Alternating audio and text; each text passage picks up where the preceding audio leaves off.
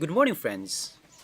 For sure, all of us do long for an everlasting peace. No more chaos, no more conflicts, no more fights, no more war, even no poverty, and peace inside will reside. And all of us will live in unity and in harmony. And in this season of Advent, today we are down to the first week. Of the next 4 weeks, we'll be having the Advent season. And the word Advent, in the dictionary, it means that of coming into being or use. Or for us Christians, is the 4 weeks before the Christmas day. But I'd like to highlight here, when we say Advent, it is the coming into being. And one thing that I'd like to highlight today, using the passage that's being suggested with the Sword of the Spirit community, the Mari community of Ang Likod ng Panginoon, the community or the movement where I belong, is that talking about everlasting peace. A lot of people nowadays are being so hopeless and still hopeful.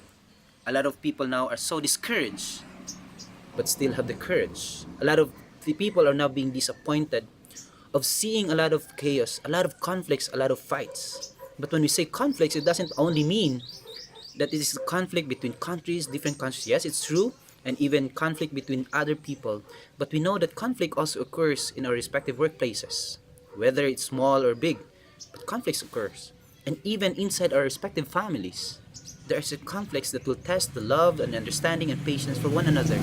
But sad to say, a lot of people or a lot of families have been broken or been broken apart because of not being able to mend the conflicts between, and even conflicts between friends and even colleagues. But there's also a conflict that also happening inside each one of us, and for sure none of us is um is what we call this exempted about it.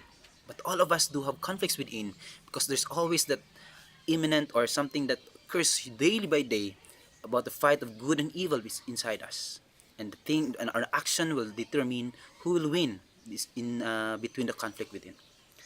But I said in the first part is that we long for an everlasting peace. And the passage that we like to highlight here, using the sword of the Spirit, is the one that is being suggested with the sword of the Spirit, says here in Isaiah 2, verse 4 to 5. He will settle disputes among great nations.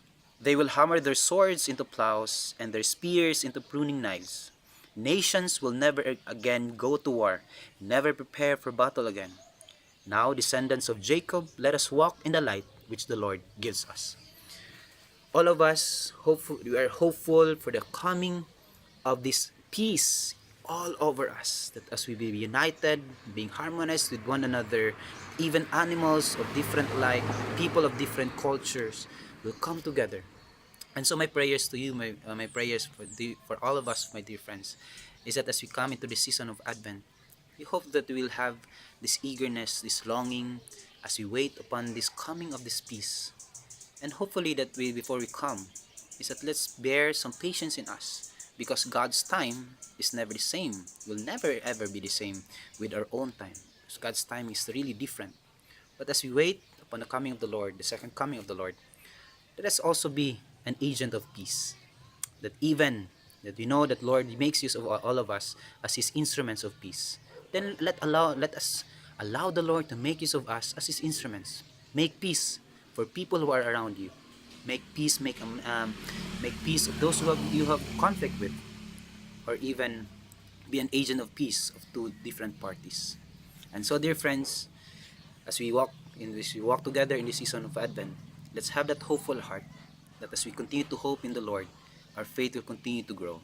And as we live our faith, let us live it out by loving one another as we do everything in love. And so, always remember that you are blessed, and such blessings are not meant for you to be kept, but for you to share to others. May you have a great day ahead. God bless you.